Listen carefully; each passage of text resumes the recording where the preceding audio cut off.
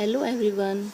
आज हम कक्षा 7 की विज्ञान विषय की वर्कशीट नंबर 3 कर रहे हैं। इसमें हमें पादपों में पोषण की अन्य विधियां पढ़ना है। इससे पहले हम 2 वर्कशीट में पोषण के बारे में पढ़ चुके हैं, जिसमें हमने पढ़ा था कि पादप प्रकाश संश्लेषण की प्रक्रिया द्वारा अपने हरे रंग के कारण भोजन बनाते हैं। परंतु बच्चों, क्या कभी तुमने सोचा है कि क्या ऐसे पादप भी होते हैं जो अपना भोजन स्वयं नहीं बनाते या प्रकाश संश्लेषण की प्रक्रिया नहीं करते? आज हम इसी के बारे में पढ़ेंगे। इसीलिए इसको कहा गया है पादपों में पोषण की अन्य विधियां। पादप भी विषमपोषी प्रणाली दिखाते हैं। चलिए बच्चों, शुरू करते हैं। मनुष्य तथा अन्य प्राणियों की तरह कुछ पादप भी अपने पोषण के लिए अन्य पादपों द्वारा निर्मित खाद्य पर निर्भर होते हैं। वे दूसरे पौधों से भोजन लेते हैं। ऐसे पौधे जो दूसरे पौधों से भोजन प्राप्त करते हैं उन्हें विषमपोषी कहते हैं। ऐसी भोजन की प्रणाली को विषमपोषी प्रणाली कहते हैं। चित्र देखिए बच्चों। इस चित्र में आप देख रहे हैं कि अमर बेल का पादप है। इसमें क्लोरोफिल नहीं होता, यह पीले रंग का होता है। यह जिस पौधे पर अपना जीवन निर्भर करता है उस पर ये पूरे पौधे को कवर कर लेता है और पौधे से भोजन लेकर रस चूस कर उस पादप को कमजोर बना देता है और स्वयं उस पर आरोहित होता रहता है। जिस पर यह आरोहित होते हैं वह पादप परपोषी कहलाता है।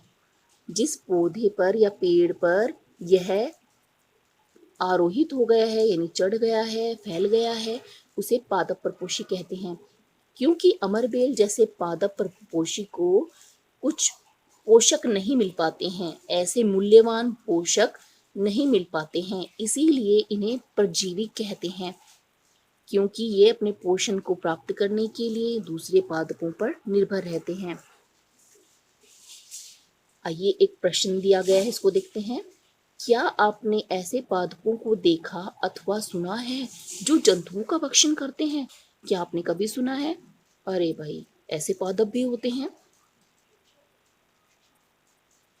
ऐसे पादप को हम कीटभक्षी पादप कहते हैं।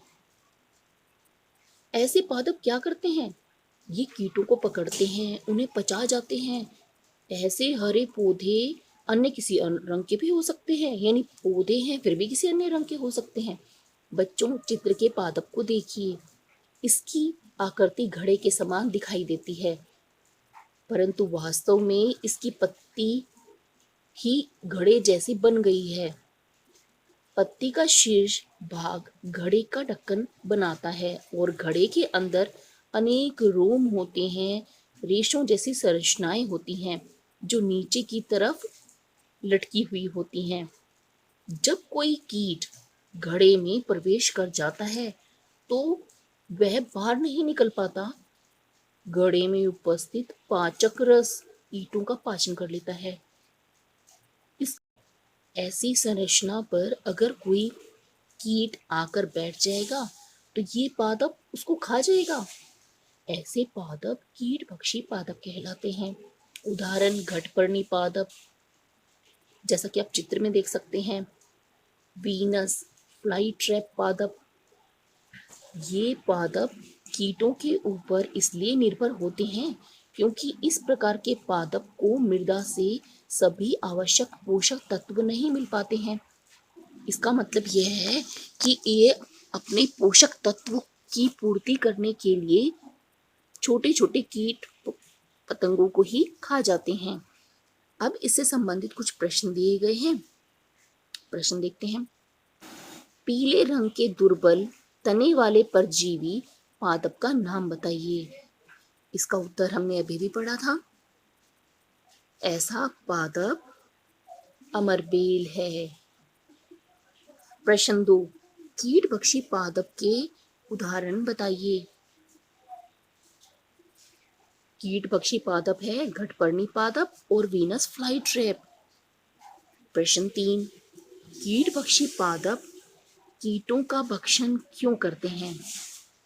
कीट पक्षी पादप कीटों का भक्षण इसलिए करते हैं क्योंकि इन्हें मृदा से सभी आवश्यक पोषक तत्व नहीं मिल पाते हैं।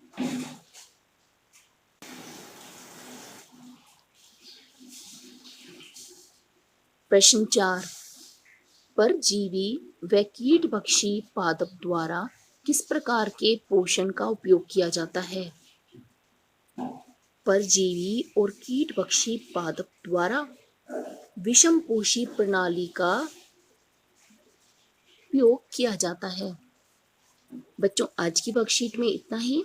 जल्द ही नेक्स्ट वर्कशीट के सॉल्यूशन के साथ मिलेंगे।